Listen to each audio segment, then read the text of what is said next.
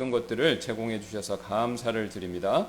오늘도 우리를 구원하신 예수 그리스도 그분의 놀랍고 크신 성호 이름에 힘입어 우리가 아버지 앞에 나가 우리의 필요한 것들을 아뢰고 찬송하고 또 우리가 말씀을 전하고 들을 때 하나님 홀로 영광 받아 주시고 또 우리의 마음에 큰 기쁨과 즐거움 곧 아버지와 아들과 성령이 누리시는 그 교제에서 나오는 놀라운 기쁨과 즐거움을 우리 마음속에도 허락하여 주옵소서. 그래서 우리가 주님 안에서 참으로 기쁘고 또 힘이 나고 넘치고 또 우리의 마음이 샘솟듯이 다시 하나님을 향할 수 있도록 그런 은혜와 복을 충만하게 허락해 주시기를 원하며 부족한 제가 또 하나님의 말씀을 우리 성도분들에게 전달할 때 성령께서 도와주시기를 원하며 감사드리며 모든 말씀 예수님의 존귀하신 이름으로 기도드렸습니다. 아멘. 예, 우리 계속해서 성경적으로 건전한 교회란 무엇인가 그 내용 살펴보도록 하겠습니다. 지난번에 나눠드렸던 두 번째 유인물이 있으시죠? 예, 거기 첫 번째 마차 그림 있는 거, 아미쉬들 나오는 거, 그 그림 봐주시면 감사하겠습니다. 자, 그래서 우리가 거기서 이제 건전한 교회를 측정하는 첫 번째 원리 이걸 살펴봤죠. 교회를 측정할 때 우리는 형태나 구조가 아니라 기능을 측정해야 된다. 그러니까 교회가 어떻게 작동하는가 요거를 살펴야지 형태나 구조를 측정해서 물론 그게 나쁘다는 게 아닙니다. 그거를 우선순위로 하면은 여러 가지 문제가 된다는 거죠. 그러면 형태나 구조를 하면 우리가 어떻게 해요? 이 그림에 넣어드리는 것처럼 아미시 같이 신앙생활을 할 수밖에 없어요. 이 사람들은 500년 전에 신앙생활의 모습을 지키려고 그렇게 애를 쓰는데 우리는 그렇다면요 2000년 전에 신앙생활의 모습을 또 지키려고 노력해야 됩니다. 그러면 얼마나 그게 어려운 일이겠어요. 예. 그러면 이게 복음 전파에 오히려 방해가 되는 거죠. 그러니까 하나님께서는 그걸 아시고 이방인, 유대인은 한 민족이잖아요. 그러니까 한 민족이니까 하나만 하면 됩니다. 근데 이방인은 유대인 빼놓고 다 이방인이잖아요. 그러니까 전 세계에 수천의 민족이 있어요. 문화도 다 다르고. 그러면 그 사람들이 전부 똑같이 하나로 유대인처럼 획일화해서 신앙생활을 하게 한다? 그게 쉽지가 않죠. 왜 쉽지 않습니까? 유대인들의 역사를 보시면 아시잖아요. 유대인들은 아예 하나님이 아브라함을 통해서 불러내서 특별히 따로 만드신 민족이에요. 그래서 그 사람들을 그 하나님을 섬기는 택한 민족으로 삼기 위해서 40년 동안 광야에서 훈련도 시켰습니다. 그리고 가나안 땅에서 지속적으로 계속해서 훈련을 시켰어요. 그런데도 그 사람들이 어떻게 했습니까? 하나님이 주신 그 모든 것들을 제대로 잘 못했죠. 예. 그러면 유대인들도 이렇게 실패했는데 유대인이 아닌 우리들이 하나님이 어떤 규칙을 하나 딱 주시고 어떤 신앙생활의 패턴을 한 가지만 주시고 그거에 맞춰서 무조건 하라 그러면요 얼마나 할까요? 누가 얼마나 많이 그걸 따르겠습니까? 그러니까 하나님께서 그 부분에 있어서는 하나님께서 우리에게 자유를 허락하신 것이죠. 그러니까 구체적인 것은 우리가 우리 시대의 문화에 맞춰서 죄가 아닌 것, 성경에서 금지하는 거 있죠. 그거 빼놓고는 우리가 선한 것들이면 자유롭게 할 수 있게 두시는 겁니다. 물론 이제 그게 남용되면 안 되죠. 그래서 하나님이 그걸 할 수 있게 하시고 그 대신 뭘 따르냐? 원리만 주신 거예요. 그러니까 여러분 우리가 은혜 시대니까요 테두리는 있어요. 하나님이 테두리는 주십니다. 근데 테두리 안에서는 자유롭게 하는 거예요. 자, 다시 한번요. 이게 굉장히 중요한 겁니다. 율법주의하고 은혜주의 차이점이 뭐냐면요. 율법주의는요 테두리뿐만 아니라 그 안에 뭘 해야 되는 것까지를 다 지시하는 거예요. 옷을 뭐 입고 음식을 뭐 입고 뭘 산송 갈 수 있고 뭐라고 유대인들처럼 하는 거예요. 바리새인들처럼 하는 겁니다.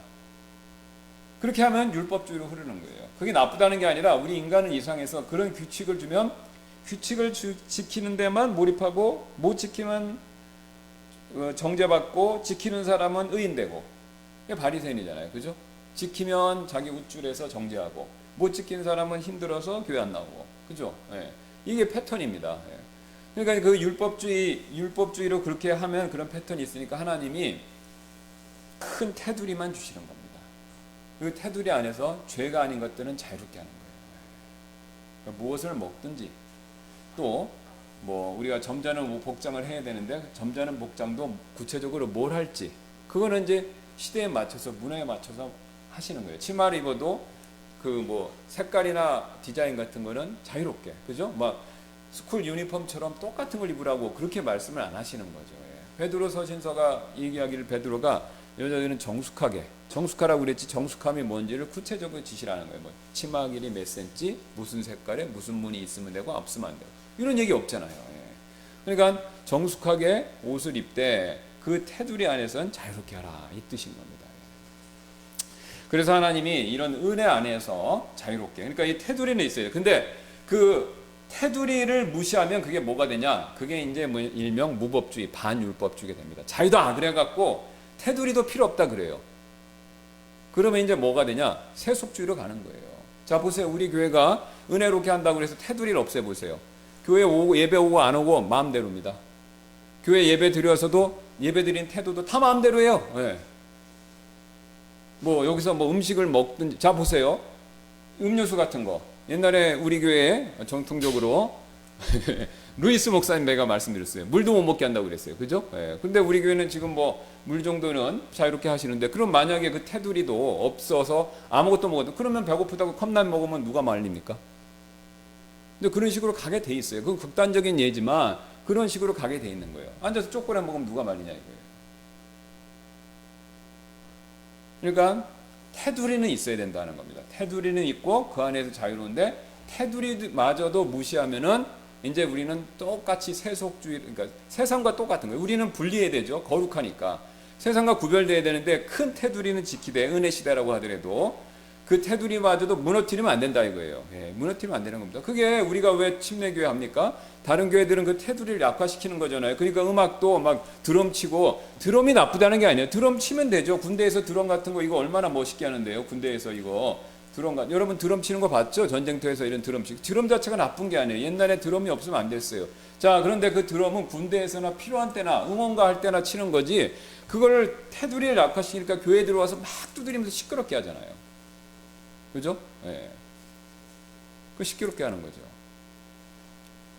그러니까 드럼을 세상에서 치는 건 오케이지만 교회 안에서 그거를 시끄럽게 치고 그럴 필요가 없다 이겁니다. 예. 그러니까 우리는 왜 보수적으로 합니까? 테두리는 지킨다 이거예요. 테두리. 예, 우리는 왜 킹제임스 성경 왜 써요? 예? 왜 우리는 킹제임스 성경 이걸 번역해서 왜 합니까? 테두리는 지키는 거예요. 예. 성경 말씀이 보존되는 걸 믿으니까, 우리가 그 성경이 어떤 성경이냐 하면 킹제임스다 그렇게 믿으니까 이걸 지키려고 하는 거죠. 그죠? 예, 그래서 그거는 지켜야 되는 거예요. 예. 근데 이제 또 킹제임스를 지키는데 그게 너무 과해갖고 그거 안 보면 완전히 난리 나고 구원도 못 받았다, 그런 극단적인 얘기를 하시는 분들도 있어요. 예. 그 정도는 또 율법주의로 가는 거예요. 성경 율법주의. 성경 율법주의. 예. 그러니까 너무 가도 안 돼요. 너무 가면 아미시 같이 가는 겁니다. 예. 너무 가면은 2000년 전에 바리새인 같이 가는 거예요. 또 너무 아무것도 안 하고 다 오케이, 자유다, 은혜다, 뭐든지 할 수 있다 그러면요 세상으로 가는 거예요. 그러면 교회가 세상하고 비슷해지면서 없어집니다. 여러분, 제가 캐나다에 있으면서 일명 이민교회, 이민 목회를 한 거잖아요. 거기는. 근데 이게 그 이민교회의 특징이 있어요. 그게 뭔지 아세요? 세상하고 굉장히 가까워요. 그 왜 세상과 가깝냐? 일단 우리 교회 성도분들은 많이 경험해 보셨을 거예요. 외국에 가면요, 특히 한국 사람들이 외국에 가면 한국 사람을 만날 데가 없어요. 우리 한국 사람은 또 굉장히 이상해서 마트 같은 데서 만나잖아요. 서로 모른 척해. 또 옛날보다 많이 좋아졌는데 서로 창피하게 그런 거예요. 말을 안 섞어요. 특히 그래요. 중국이나 인도 사람들 자기들끼리 끈끈하게 잘 맺히는데, 우리는 이상하게 해외 나가면요 지금 많이 좋아졌어요. 옛날에는 제 세대나 그 윗세대는요 이거 안 하는 거예요. 그럼 왜 그러냐? 여러 가지 이유가 있었습니다. 얘기를, 히스토리를 들어보니까 일단 서로 사기를 너무 많이 쳐요. 이민을 딱 오면요, 이 사람은 앞에 온 사람한테 사기를 당합니다. 그러면 이 사람이 정책이 되면 뒤에 온 사람을 또 사기를 쳐요. 근데 요새는 그걸 못해요. 왜? 인터넷이 너무 좋아서. 그리고 젊은 사람은 똑똑하잖아요. 그러니까 다 알아갖고 사기를 안 치기도 하고 사기를 안 당하는 거예요. 그런데 옛날 세대는 그게 많아요. 그러니까 한국 사람 하면 서로 치를 떠는 거예요. 좋든 나쁘든. 그러니까 꼭 그것만 아니고 여러 가지 이유가 있는데, 뭐 간섭하고 막 또 이런 거 있으니까. 그러니까 서로 모르는 척하요. 그러니까 한국 사람을 처음 갔을 때 만나고 싶잖아요. 도움도 받아야 되고 어떻게 좀 사람 사귀는 것도 필요. 그럼 어딜 가는 줄 아세요? 교회 가는 거예요. 교회. 한인회 있지만 안 가요. 별로. 노인들만 가시고 전부 교회 가는 거예요. 그럼 교회 가면 어떻게 하냐? 그럼 교회 가면 신앙의 목적이 아니라 교제. 펠로우십. 그냥 신앙 안에서의 교제도 아니고 그냥 교제야. 그러니까 이제 그냥 교제하러 오니까 어떻게 돼요? 이 있어야 될 테두리가 점점 낮아지는 겁니다. 점점. 그러니까 일종의 사교 클럽 같이 돼요. 그러니까 세상에서 이루어지는 일들이 막 생기는 거예요. 막 바람 피고 교회 안에서. 진짜요. 예. 예, 그런 얘기 굉장히 심해요. 특히 밴쿠버는 기러기 엄마가 많아갖고 기러기 엄마들이 현지 또 하고 이게 이상한 짓을 해갖고 그래서 이 문제가 되는 게 왕왕 있습니다. 적지가 않아요. 근데 그런 일이 어디서 벌어지냐? 교회 안에서도 벌어지는 거예요. 왜 그렇습니까? 테두리를 낮추니까 그런 거예요. 그러니까 사람들 오고 사람들이 많아지고 심지어는 사람들 많이 오게 한다고 테두리를 낮추면 또 그런 일이 벌어지는 거예요. 그러니까 그렇게 안 하려면 우리가 기본 바운드리는 지켜야 됩니다. 근데 기본 바운드리는 지켜야 되고 그렇다고 해서 그 안에까지 세세하게 뭘 해라 막 하면은 율법주의로 가는 거고 또 기본 바운드리를 그렇다고 해서 아유 이런 거 다 필요 없어 이건 율법주의야. 그래서 바운드리까지 다 내버려 두면은 세상하고 똑같아지는 거예요. 세상하고. 그러니까 이게 원리입니다. 그러니까 이 원리에 맞춰서 우리가 신앙생활을 해야 그러니까 이게 원리이기 때문에 사람은 항상 어느 한쪽으로 쏠리는 겁니다. 그러니까 우리가 각자 개인이나 우리 교회가 잘 보셔야 돼요. 우리 교회가 너무 지나치게 하는 것 같다 그러면 조금 자유롭게 해야 되는 거고 또 자유롭게 해주다 보면 어떻게 돼요? 이 바운드리까지 내리는 경우가 있어요. 그러면은 바운드리를 좀 세워주는 쪽으로 가야 돼요. 그러니까 이거를 잘 맞춰서 하셔야 됩니다. 잘 맞춰서. 그러니까 우리가 늘 깨어서 그거를 잘 보셔야 돼요. 깨어서. 이쪽으로 갈 것 같으면 좌로 치도 말고 우로도 가지 말라고 그랬잖아요. 여호수아한테 하나님께서. 그러니까 치우치지 말고 잘 보고 가야 돼요. 왜 치우치지 말고 잘 봐야 됩니까? 그냥 우리는 그냥 가운데로 가면 좋은데 그게 안 돼요. 자, 운전하시는 분들 알죠? 차 고속도로 아무도 없어요. 딱 가운데 놓고 중앙선인데 딱 놓고 차 이렇게 손 놓고 가보세요. 차가 그냥 가는 게 아니라 이상하게 한쪽으로 쏠리죠. 새 차인데도 그럽니다. 그러니까 우리가 살고 있는 세상이 요동치는 곳이에요. 옛날하고 똑같고 앞으로도 어떻게 될지 모릅니다. 그러니까 그런 세상에서 또 내 자신이 어떻습니까? 내가 내 마음 모르고 내 마음처럼 자주 바뀌는 것도 없어요. 아침에 맑았다 저녁에 흐려. 저녁에 흐렸다 아침에 또 맑아. 그죠? 감정 기복. 나이 드시면 또 호르몬계에 약간 부족 이상이 생기면서 그죠? 업앤다운이 생기잖아요. 그죠? 여자분만 그러시는 게 남자분도 그래요. 저도 보니까 중년 되니까 약간 그런 느낌이 있는 거예요. 갑자기 우울해지는 게 오고. 요새는 중년 남성도 그게 온다고 그러잖아요. 그게 뭐죠? 뭐라고 그래요? 갱년기. 그렇죠. 우리 여자분들은 심하고 남자분들도 있는 거예요. 그러면 내 마음도 왔다 갔다 하는데 내 마음도 바뀌어 세상도 바뀌니까 내가 지금 하고 있는 게 계속 중간에 균형이다. 이거 어떻게 보장합니까? 기분이 좋을 때는 관대한 것 같고 기분이 나쁘면 엄하게 하는 거고 그러니까 이게 왔다 갔다 하는 거죠. 그거 어떻게 아냐면요. 여러분 우리 자녀한테 대하는 태도 보시면 아세요. 그리고 자녀들한테 물어보세요. 그러면 알아요. 우리 엄마가 오늘 맑군. 아니면 우리 엄마가 오늘 어둡군. 우리 아빠가 오늘 기분이 좋으시군. 우리 아빠가 기분이 오늘 안 좋으시군. 그거 다 잘 알아요. 왜? 권위 아래 있으니까. 그러니까 오히려 아이들보다 일관성이 우리가 떨어집니다. 그러면 그걸 그대로 우리한테 적용하면요. 신앙생활에 적용하면 우리도 마찬가지다라는 겁니다. 그러니까 우리가 항상 이쪽으로 가지도 말고 또 반대로 가지도 말아야 돼요. 그러니까 항상 잘 와칭을 하셔야 됩니다. 잘 이렇게 보셔야 돼요. 그래서 내 마음이 그런 건지 또 세상이 막 그래서 그런 건지 이걸 보셔갖고 균형을 잡고 잘 그러니까 말씀을 왜 봅니까? 성경 말씀이 항상 가이드라 등대처럼 빛을 주는 거잖아요. 그죠? 그러니까 성경 말씀대로만 가려고 하면 중간은 가시는 거예요. 그러니까 치우침이 적어지는 거죠. 자, 그래서 형태나 구조가 아니라 뭘 해야 된다? 원리, 원칙, 기능을 우리가 잘 봐야 된다. 그러니까 우리 교회가 뭐 얼마나 커졌냐, 얼마나 침례를 많이 받았냐, 또 얼마나 기도를 많이 하느냐, 또 우리 교회가 얼마나 헌금을 많이 하느냐, 뭐 이런 거가 우선이 돼서는 곤란하다 이겁니다. 왜요? 성경에서는 큰 교회는 세 교회만 나오고 나머지는 50에서 150이에요. 기독교 역사와 현실이 보여주는 겁니다. 그럼 왜 50에서 150만 허락하시냐 이거죠. 하나님이 큰 교회를 딱히 무조건 원하시는 게 아니다 이겁니다. 그냥 50에서 150이지만 하나님은 뭘 원하시냐면 내가 성경에서 말하는 이 원리에 따라서 하는 교회, 그 교회가 바로 건전하고 성경적이고 잘하는 교회다. 이것을 가르쳐 주시는 거죠. 큰 교회로만 목표로 삼았으면 큰 교회 얘기만 잔뜩인데 성경은 그 얘기가 별로 없다 이겁니다. 그 수치에 대해서 크게 관심도 없고. 물론 성경의 교회에서 그 말 잘하면서 크면 그거 제일 좋은 거죠. 그거 같이 금상첨화가 어디 있습니까? 그러나 큰 게 무조건 우선이다? 이거는 아니다라는 거죠. 자, 그 다음에 교회를 평가할 때 우리는 성경적 제자도에 대한 포괄적인 이해를 가져야 된다. 이게 중요하다 그랬었죠. 자, 우리는 요즘에 우리 기독교인들이 잘 안 쓰는 우리에 대한 호칭 중에 하나가 뭐냐면 제자다 이거죠. 제자.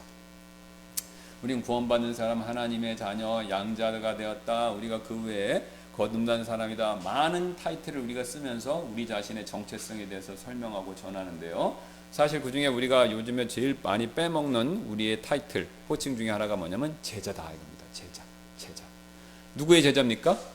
예수님의 제자죠. 그럼 예수님의 제자라는 건 뭐죠? 예수님이 이 땅에서 사셨던 것처럼 우리도 그렇게 산다 이거죠. 그럼 예수님이 이 땅에 사실 때 어떤 삶을 사셨습니까?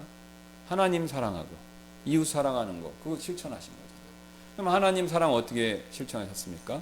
죽기까지 순종하신 거죠. 죽기까지.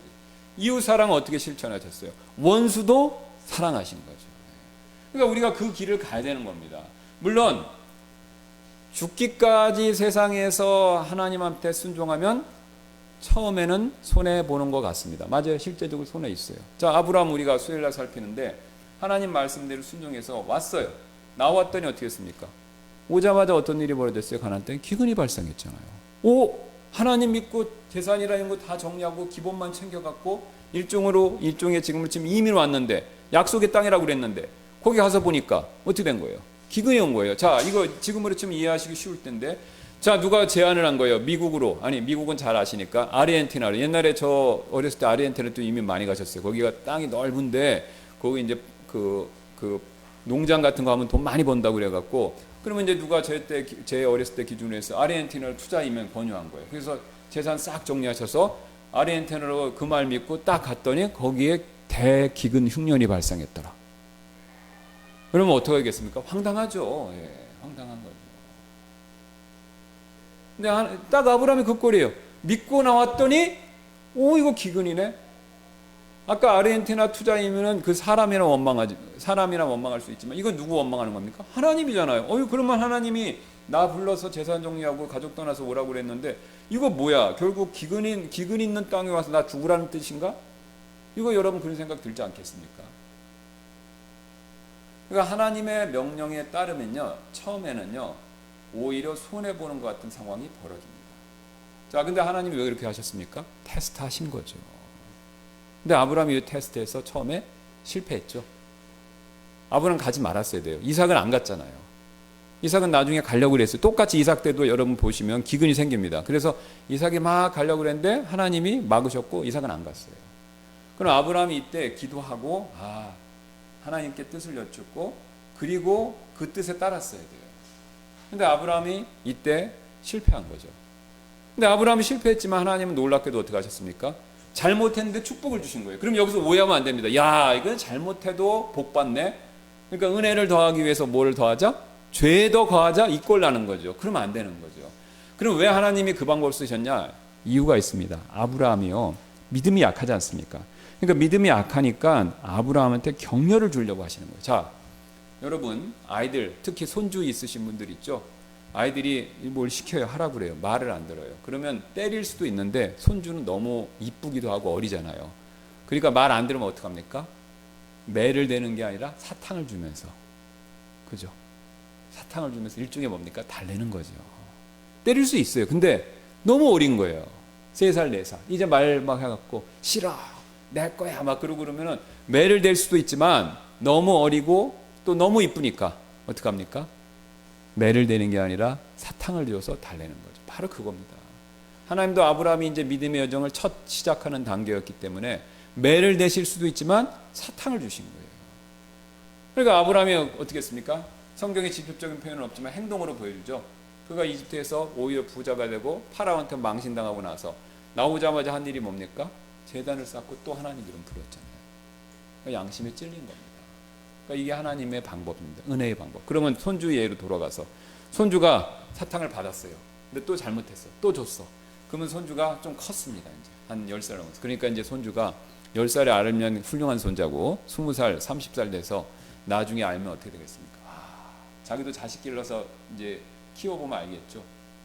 우리 할머니가, 우리 엄마 아빠가 은혜로 나를 베풀어 줬구나. 은혜로 나를 이끌어 줬구나. 나 같으면 때릴 건데 때리지 않고 사탕을 줘서 은혜의 방법으로 나를 이끌어줬구나. 그거 압니다. 시간이 지나면 본인들도 알아요. 그러면 그때 양심에 찔림 받고 그 사람이 변화되고 고마워하는 겁니다. 그러니까 하나님은 그 방법을 원하시는 거예요. 사실 그 방법을 하나님이 즐겨 사용하시고 그래서 우리가 지금 여기 있는 겁니다. 여러분, 저나 여러분이 잘하는 거, 하나님 말씀에 순종하는 걸 놓고 따지면요, 이 자리에서 이런 복을 받을 수가 없습니다. 자격이 없잖아요. 너무 말을 안 듣잖아요. 저도 그렇고, 그렇죠? 여러분, 지금 이 정도 복을 받으시는 게 내가 잘해서가 아니라는 겁니다. 못하는 거 따지기 시작하면요, 이런 복, 이만큼의 복을 받을 자격도 엄밀히 봤을 때는 없는 거예요. 그런데도 하나님은 어떻게 하십니까? 우리의 신앙이 약하고 또 우리를 이뻐하시고 사랑하시니까 어떻게 하시는 겁니까? 반대로 은혜를 베풀어 주시는 거예요. 은혜를. 언제까지요? 우리가 그것을 깨달을 때까지. 하나님이 내가 잘못해도 은혜를 베풀어 주시는구나. 이 하나님의 사랑이 얼마나 큰고, 이 하나님의 은혜가 너무나도 놀랍구나. 내가 이 하나님을 더욱더 사랑하고 의지하고 섬겨야 되겠다.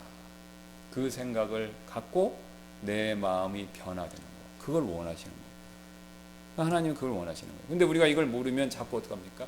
매를 내려고 그러고 또 막 비판하려고 그러고, 매대고 비판하는 거 맞습니다. 필요해요. 그러나 하나님께서는 그 방법보다 은혜로 다루시는 걸 더 선호한다 이거죠. 그러니까 이거와 똑같이 마찬가지입니다. 우리가 제자도라는 것도 마찬가지예요. 우리가 예수님을 닮아간다는 건 이 방법을 쓰는 겁니다. 이 방법 쓰는 거예요. 그래서 우리가 얘기하고 싶어도 기다리는 거고, 정죄하고 싶어도 참는 거고. 예수님이 그렇게 하셨잖아요. 그럼 예수님이 보세요, 여러분. 인기 좋으셨잖아요. 그죠? 세리 창녀들한테도 인기 좋으셨어요. 바리새인들은 인기 별로 안 좋았어요. 왜 그렇습니까? 바리새인들은요, 성경에 나오잖아요. 쫓아다니면서 조사하잖아요. 그죠? 11조 냈는지 안 냈는지, 율법 계명 지켰는지 안 지켰는지. 그거 북한에 무슨 정치 지도원들 뭐 그런 사람들처럼 쫓아다니면서 감시해갖고 리스트 만들어 체크하고 그걸로 종교적으로 억압했잖아요. 여러분, 지금도 이슬람권에서는 다 뭐 종교 경찰이 있다고 그래서 종교적인 행위, 히잡이나 뭐 이런 거 안 쓰고 그 이슬람 종교에서 하지 말라는 거 하고 다니면 다 잡혀잖아요. 뭐 머리를 기른다든가 뭐 하여튼 있잖아요. 그죠? 뭐 여자분들이 뭐 옷이 좀 저기 한다든가 그러면 다 잡잖아요. 바리새인들은 그렇게 했죠. 근데 예수님 그렇게 안 하셨어요. 친구라고 그랬어요. 자, 그럼 예수님이 그런 걸 바리새인이나 세리나 창녀들이, 그러니까 세리나 창녀들이 하는 걸 용인하셔서 그런 겁니까? 아니죠. 잘했다고 칭찬하시기 위해서 하신 겁니까? 아니죠. 바리새인들보다 어떤 면에서 하나님이시기 때문에 더 싫어하지만 더 참고 기다리신 거예요. 언제까지요? 그들이 회개할 때까지. 그럼 우리도 그 방법을 써야 된다 이겁니다. 말하고 싶어도 기다리는 겁니다. 기도하고. 또 지적하고 싶어도 참고 기도해 주는 거예요. 우리가 그 방법을 쓰는 게 예수님을 닮는 거고, 그게 제자잖아요.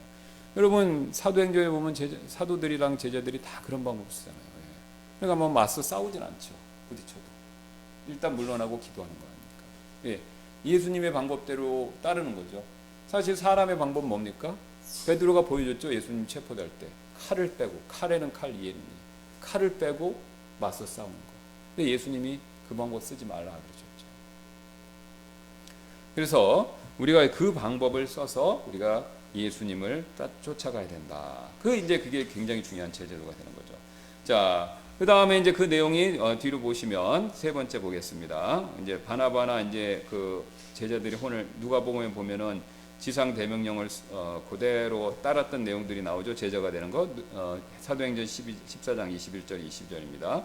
그리고 그들이 복음을 그 도시 선포하고 많은 사람들을 가르치고 다시 루스드로와 이고니움과 안디옥으로 돌아가서 제자들의 혼을 굳게 하고 믿음 안에서 머무를 것을 권면하며 또 우리가 반드시 많은 환난을 거쳐 하나님 왕국에 들어가야 하리라. 여기 보세요. 환난을 거쳐 하나님 왕국에 들어간다잖아요. 그럼 거기서 싸우라고 그럽니까? 아니잖아요. 참으라는 거죠. 우리는요, 저와 여러분은요, 유교의 문화를, 한국 사람들의 그 유교의 문화 영향을 강력하게 받고 있기 때문에, 특히 교육을 강조하는 내용, 지식을 강조하는 내용을 강력하게 받고 있기 때문에 여기서 많은 사람을 가르치고 혼을 굳게 했고 제자들의 혼을 굳게 했다 그러면, 가르쳤다라고 하면 뭐만 생각하세요? 성경 지식. 그건 맞습니다. 근데 성경 지식만 가르친 걸로 생각하는 거예요. 근데 성경을 보시면요, 제자들은 성경 지식만 가르친 게 아니에요. 그 지식에 따른 삶, 예수님의 삶을 가르친 거예요. 근데 이 삶에 대한 내용은 우리가 안 보여요. 왜 안 보이냐? 성경을 봐도 안 보여. 왜? 가려진 겁니다. 우리 문화 영향을 받아서. 어렸을 때부터 공부, 지식, 수학, 과학, 지식, 이거 지식만, 그래서 지식만 잘 축적해서 명문대학 가서 지식만 많으면 사회에서 인정받는, 이게 우리 문화잖아요. 그러니까 우리가 그걸 그대로 구원받고도 갖고 들어와서 성경을 보고 신앙생활 하는 거예요. 그러니까 이 제자도가 뭔지 안 보이는 겁니다. 제자도 뭐냐? 성경 66권 탁 외워갖고, 여러분 그렇게 탁 외워갖고 그게 제자도라고 하면요, 바리새인이에요. 그죠? 바리새인들 머리 싹 외우지만 그들의 행위는 본받지 말라고 그러셨잖아요, 예수님이. 그죠? 딱 바리새인 걸리는 겁니다. 그럼 지식이 필요 없냐? 그거 아니죠. 지식이 있어야죠. 근데 지식에서만 멈춘다 이거죠. 이게 우리의 영향입니다. 그러니까 여러분, 제가 이제 미국 사람을 칭찬하는 건 아니지만 서양 사람들, 미국 사람들은 그런 면에서 평균적으로 우리보다 낫습니다. 왜요? 이 사람들 문화예요. 개인의 그것도 있지만 문화입니다, 문화. 이 사람들은 기독교 영향을 받고 그 문화에서 자랐기 때문에 지식도 지식이지만 행함이 중요하다. 이걸 굉장히 보편화되어 있는 거죠. 그러니까 우리가 이런 부분에 있어서 그거를 우리가 잘 우리도 따라야 된다 이겁니다. 왜? 미국 사람이니까 따르는 거 아닙니다. 미국 사람도 죄인이에요. 제가 우리 교회에서 아마 미국 사람을 제일 잘하는 사람 같아요. 한국 사람들 제일 잘할 거예요. 그죠? 제가 미국 교회도 다녔고 미국에서도 살았고 캐나다도 살았고 제가 제일 잘하는 사람일 거예요. 근데 제가 보니까 미국 사람이라 다 착한 거 아니에요. 미국 사람이 다 신앙 좋은 거 아니에요. 미국 사람 똑같더라고요, 우리보다. 그럼 뭐만 차이냐? 평균만. 한국 사람 평균에 미국 사람 평균만 좀 낫다 이거예요. 근데 이것도 막 떨어지죠, 지금. 우리도 떨어지지만.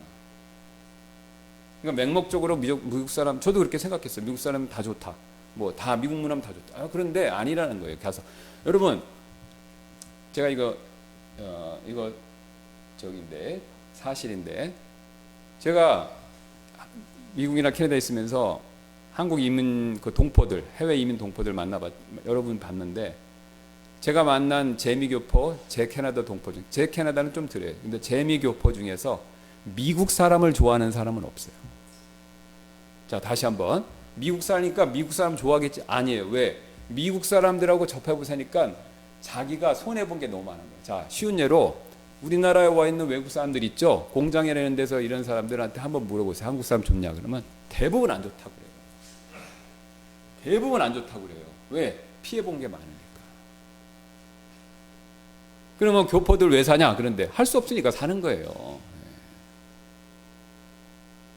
그 여기 외국인 노동자 그럼 한국 싫으면, 한국 사람 싫으면 가지 왜 그러냐? 그러면 할 수 없으니까 있는 거죠. 제가 만난 이민자들 중에서 미국 사람 좋다, 나는 미국 사람이 너무너무 좋아요, 그런 얘기하는 사람 하나도 없어요. 다 자기가 겪었던 쓴뿌리 있는 얘기들 다 해요.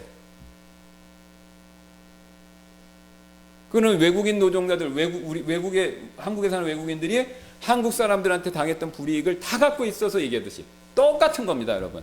그러니까 누가 제일 모르냐? 한국에 있는 사람들이 제일 잘 몰라요. 왜? 안 살아봐서. 특히 누가 제일 잘 모르냐? 관광객들이 잘 몰라. 왜냐하면 관광만 하면 좋은 것만. 그러니까 내가 돈 주면 미국 사람들이 나한테 와서 이렇게 하잖아요.